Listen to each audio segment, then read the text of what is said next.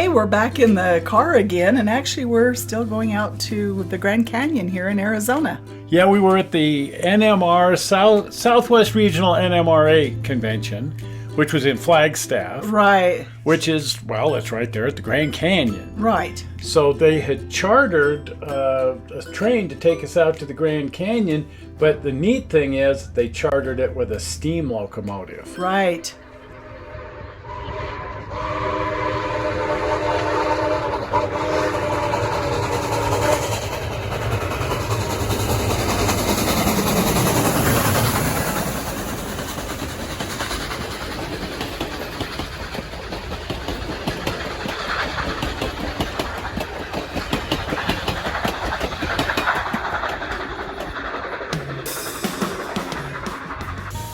So the trains leave from Williams, Arizona, not far from Flagstaff. And the Grand Canyon Railroad used to connect, well, still does, but the Santa Fe doesn't do passenger service, but it connects with the Santa Fe main line at Williams, and then this short line runs out to the Grand Canyon.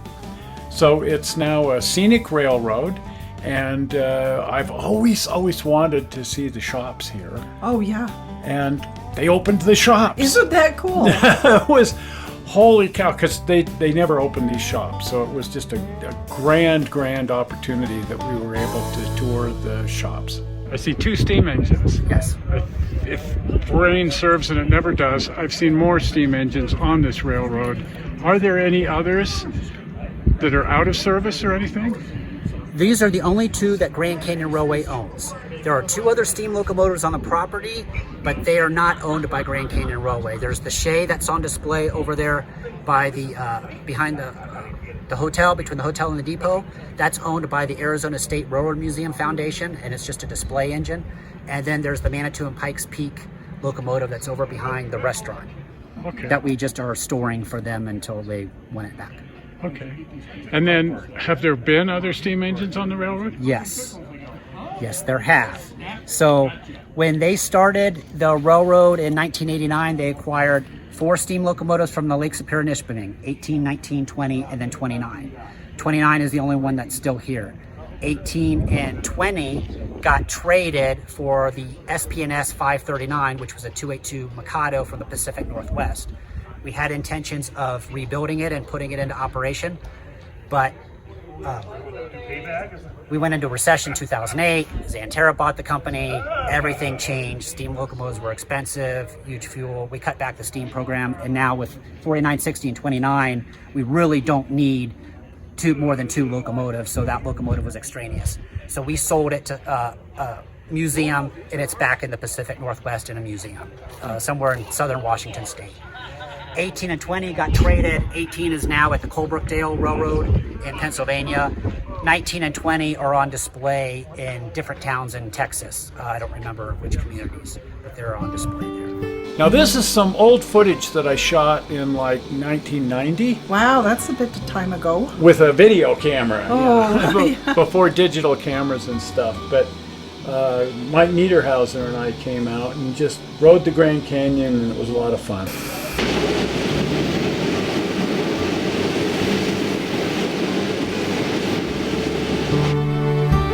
They ran more steam back then.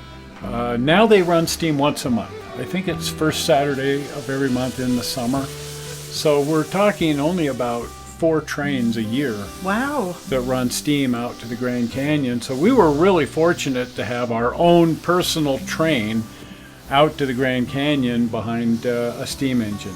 Not number 29 here. We had the other steam engine. This one was in the shop for its annual, not annual, but every few years you have to tear one of these things down completely and inspect and rebuild it.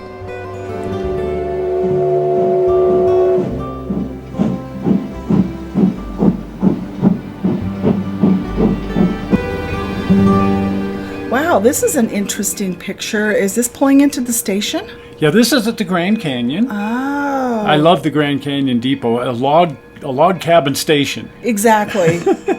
And it was kind of fun that this train on that particular day was all the antique cars and so they all sort of matched the age of the locomotive. Right. And that's just a pretty shot. Oh, it is.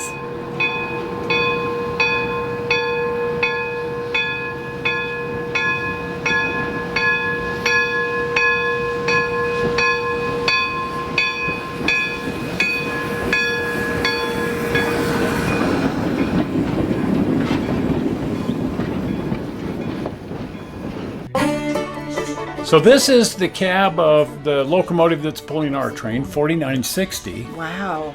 And you had to wait in line, of course, and then climb the stairway and blah, blah, blah. But these are the controls inside 4960. And I just love getting into the cab of a steam locomotive. It's just mind-boggling how many little things there are in here. This is fun. This is the fire door. And where the whole door opens, it's bolted closed because this is an oil burner. Right. So they don't need to open the door to shovel coal or anything. There's just that little flippy door there that they can open to inspect the fire. And then these are all of the various gauges from the engineer's perspective. This is fun. They have this on the UP engines too. Right. It's a remote control for a diesel engine. Oh, nice. So when they're running double-headed with a diesel, this is how they run the diesel. It ties in through a MU cable, and you can run all of the controls of the diesel from there. Oh, neat. This is fun. This is the track warrant. Now, we ran into the track warrant because we did the Book of Rules on the Nevada Northern. Did. And we had to learn how to do track warrants and everything. But you get handed this piece of paper, and it says you own the track from such and such a point to such and such a point at such and such a time to such and such a time, and you better not be on the track other than when you're warranted to be out there, or you're probably going to get in a wreck. This is the train brake. Ah. Now, this doesn't control the brakes on the locomotive, but it controls the brakes on everything else. Oh, okay. And so it's a separate entity from the locomotive brakes. And over here, this is the Johnson bar. I don't know why they call it the Johnson bar, but it's the reverser. So if you push this bar all the way forward, you're going to go forward. If you pull it all the way backwards, you're going to go backward. If you put it in the middle, you're not going to go anywhere. But the fun thing is, the further you push it in any direction, the more powerful the locomotive becomes. The more you bring it back toward the middle, the more efficient the locomotive becomes. It uses less steam. Well, that makes sense. Yeah, isn't that'd be fun to have on your car. I think we do. It's called an accelerator. Well, the accelerator is actually this handle, the throttle. The throttle. So this thing, you pull that back to go, and you pull it back further to go faster, and then you work between this and the Johnson bar, you can control the speed of the locomotive. And then you have other train brakes and not train brakes, but the locomotive brakes and other controls in here too. And then gauges, because you have to keep track of your steam pressure and stuff. This is the view from the engineer's seat. And anybody that says, oh, you know, why didn't the train stop for the car at the car? Because you can't see anything. Well, you can't really see something that big, no. Yeah, it's an act of faith, even when you lean out the window. And this is why you see so many steam locomotive engineers leaning out the window, but you still can't see much. Well, not much. It's like even on a school bus or something. So if there's somebody or something on the track, it's going to get run over. Right. And this is the fireman's seat. And so the fireman is working all of these gauges, keeping steam in the locomotive, and then they have their various controls to control the fire and the water levels, and there's the sight glass that tells you how much water is in the boiler, and so on and so forth. Anyway, this is the fireman's seat. Right. And I hope the fireman knows what all those knobs do. Well, they're labeled, I noticed, which is handy. So here's a fun fact. It's the locomotive's birthday. Oh, really? It's 100 years old Oh, my goodness. this week. Wow. Rolled off the assembly line exactly 100 years ago. Oh, my goodness. Anyway, let's go in the shops. Here's 29. Oh. So that's the engine from the other videos, but as you can see, they've got it completely torn down because, again, like every 5 years or so, it depends on how much you run the locomotive. You have to take all the tubes out of the boiler and completely inspect the boiler and do a total rebuild of the boiler in order to keep your FRA rating, safety, inspection thing deal.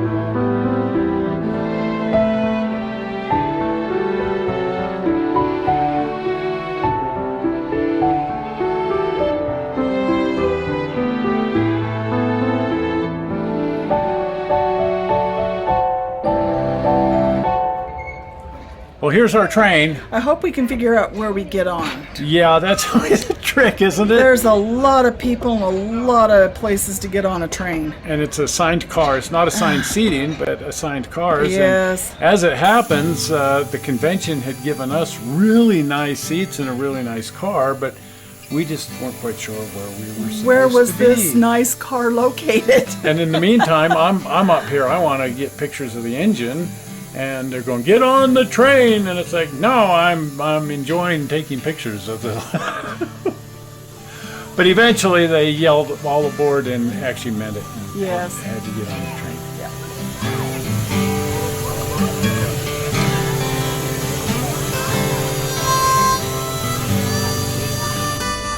You know, I don't think of Arizona or part of the Grand Canyon as being part of a forest. It's the world's largest ponderosa pine forest. Isn't that wild? I mean, you think of cactus, you think of Arizona as cacti, but not a pine tree. We're way up in the mountains here. We're Right. over 6,000 feet, and just, what a beautiful, beautiful ride.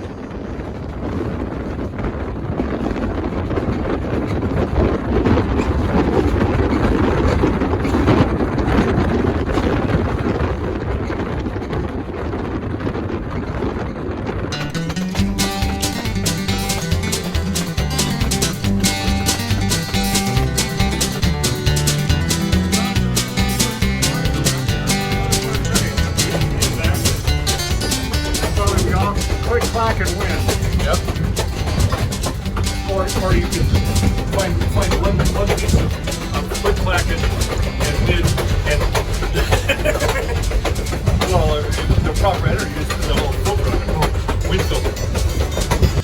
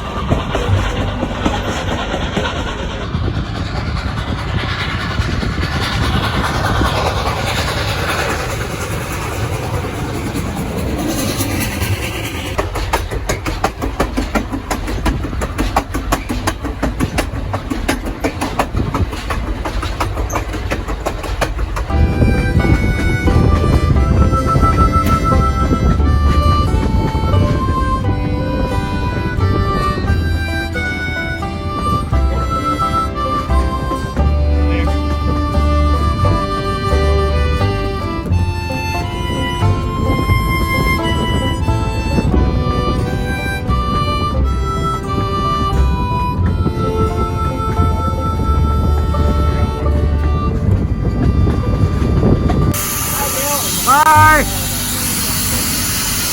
How goes the operating? Good. Be hard not to.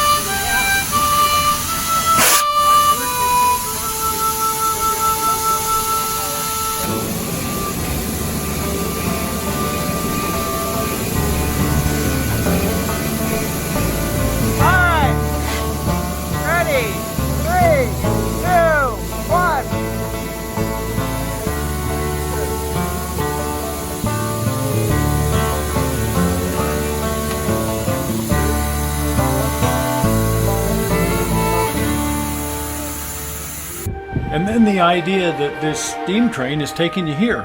You never get tired of this view. It's just magnificent. Wow. I mean, how could it get better than riding a steam train out to the Grand Canyon? Right. Just a grand day out. Right.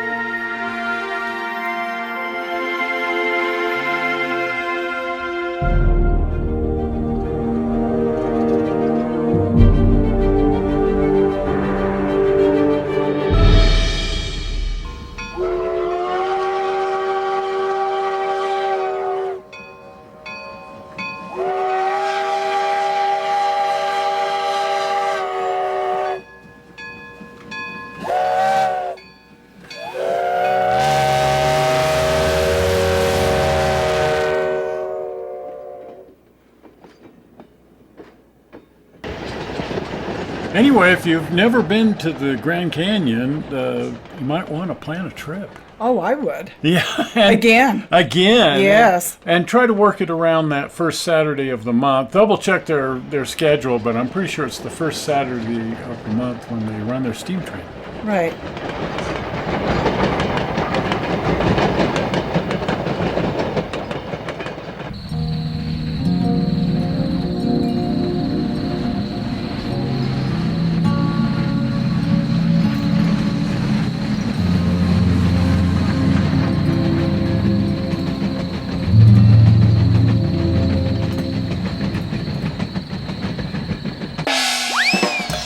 Well, there's the subscribe button. I think everybody knows what one of those is. Oh, yeah. And we're not sure how you found this video on the internet. We hope you didn't find it boring, and we'll see you here on Tuesday. Right. We've got something fun. Oh, yes.